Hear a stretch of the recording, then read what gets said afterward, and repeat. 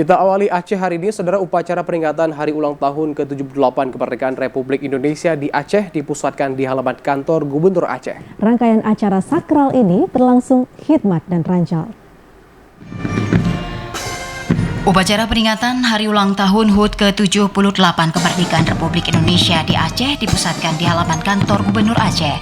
Upacara dipimpin langsung penjabat Gubernur Aceh Ahmad Marzuki yang bertindak sebagai inspektur upacara. Peringatan HUT ke-78 Kemerdekaan Republik Indonesia tahun ini mengusung tema Terus Melaju untuk Indonesia Maju.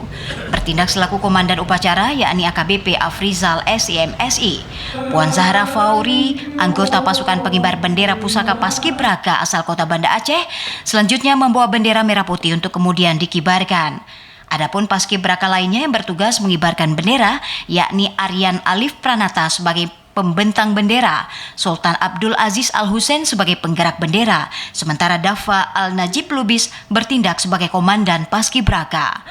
Pengibaran bendera merah putih yang diiringi lagu kebangsaan Indonesia Raya berhasil ditunaikan dengan baik oleh para paskibraka. Sang merah putih tampak gagah berkibar di halaman kantor Gubernur Aceh.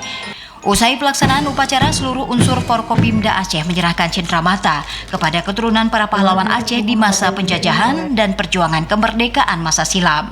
Di antaranya yang menerima cenderamata adalah keturunan dari Cuk Nyak Mutia, Cuk Nyak Din, dan Laksamana Kemalahayati.